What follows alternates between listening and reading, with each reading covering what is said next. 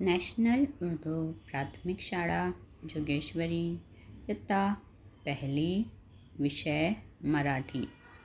कविता दे रे भाऊ माझा खाऊ।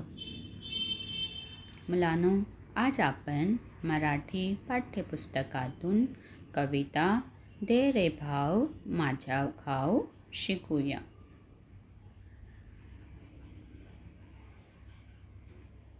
चिमणीची चिव चिव चिव चिव, चिमणीची चिव चिव, कावड्याचे काव काव।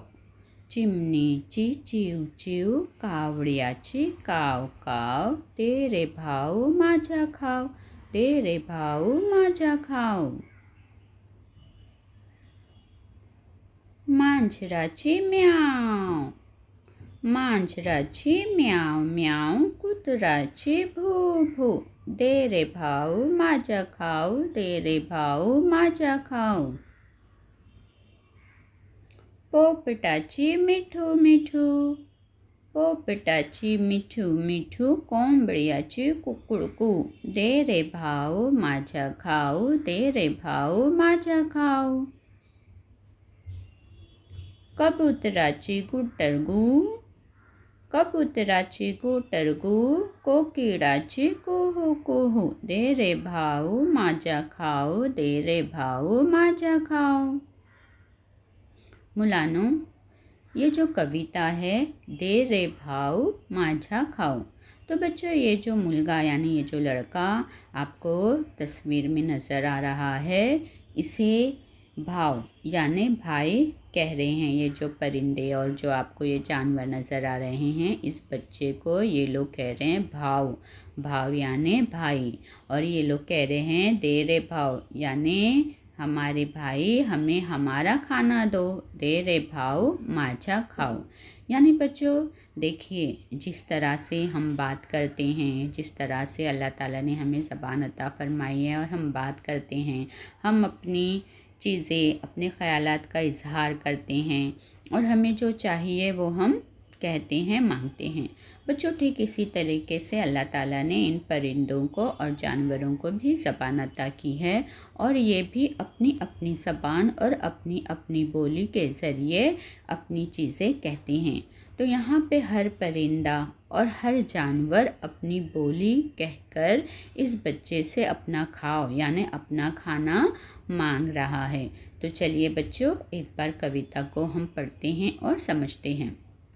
चिमनीची चिव चिव, चिमनी बच्चों चिमनी यानी चिड़िया। तो चिड़िया कैसे कहती है? चिव चिव यानी चिमनीची चिव चिव यानी चिड़िया की चिव चिव। कावड़ियाची काव काव यानी कौवा कैसे कहता है? काव काव। क्या कह रहे हैं दोनों भी? दे रे भाऊ माझा खाओ यानी भाई हमें हमारा खाना दो, यानी मेरा दे रे भाऊ यानी भाई, माझा खाना यानी मेरा खाना मुझे दो। यानी चिमनी और कौवा अपनी अपनी बोली में यानी चिमनी चिव चिव करके और कावड़िया कावड़ा यानी कौवा काव काव करके अपना खाना मांग रहे हैं इस लड़के से। मांजराची म्याव म्याव, मांजर, मांजर यानी बच्चों बिल्ली। तो बिल्ली कैसे कहती है? म्याव म्याव। तो बिल्ली म्याव म्याव करके कह रही है और कुतराची यानी कुत्ता भू भू करके भौंक रहा है।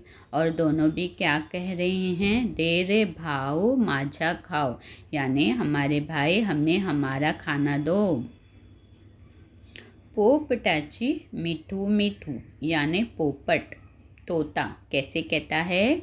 मिठू मिठू करके बोलता है। और कोकिड़ाची यानी जो पोपट और कोंबड़ियाची, बच्चों कोंबड़े यानी मुर्गा, पोपट और मुर्गा। तो पोपट जो है मिठू मिठू यानी मिठू मिठू करके कह रहा है और मुर्गा जो है वो कुकड़कू करके कह रहा है। और दोनों क्या कह रहे हैं? दे रे भाऊ माझा खाओ यानी हमारे भाई हमें हमारा खाना दो।